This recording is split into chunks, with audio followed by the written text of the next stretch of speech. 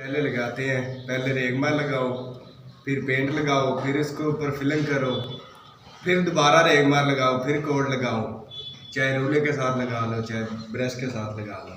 सही है। तो इसके यही प्रोसीजर होता है पेंट का मुकम्मल? हाँ जी, यही होता है। अगर ये तो छत का हो गया ना, तो आप जो दीवारों पे क्या करते हैं भाईजान? दीवारों पर पहले वाइट सीमेंट और गिलू और फिलिंग डायमंड की वो मिक्स करके दीवारों पर पहले वो लगाते हैं, फिर ऊपर कच्ची फिलिंग करते हैं पत्थरों के साथ। ठीक है। फिर उसके ऊपर 4 हाथ करके फिर रंग लगाते हैं। ठीक है, मतलब कि ये आपका पेंट करने का पहले बेस इस तरह आप बनाते हैं? हाँ जी, इस तरह तैयार करते हैं हम बेस, और उसके ऊपर जो है ना फिर 3 कोड लगते हैं, फिर वो तैयार हो जाता है पटीन वगैरह करके प्लास्टिक पैरिस की। तो इसमें भाईजान एक कमरे में तकरीबन कितने दिन लग जाते हैं आपके?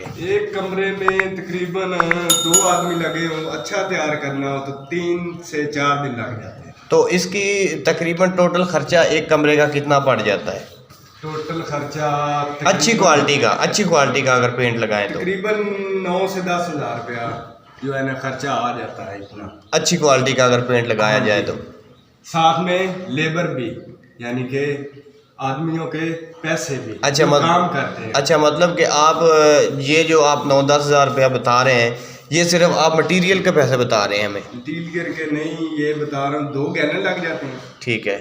तो और 1000 रुपया 1500 रुपया दिहाड़ी होती है, तो आप टोटल कर लें 10 से 12 हज़ार रुपये में तकरीबन यानी कि हो जाता है। तो एक कमरे में कितने दिन लगते हैं आपके भाई? 3-4 दिन भाई बताए तो हैं। 3-4 दिन लग जाते हैं? 4 दिन लग जाते हैं। ठीक है। तो ठीक है दोस्तों, हमारा YouTube चैनल देखने के लिए, अच्छी मज़ीद वीडियो देखने के लिए Saif Punjabi DKM YouTube channel को सब्सक्राइब कीजिए। मज़ीद अच्छी वीडियो आपको मिलेगी भाईजान।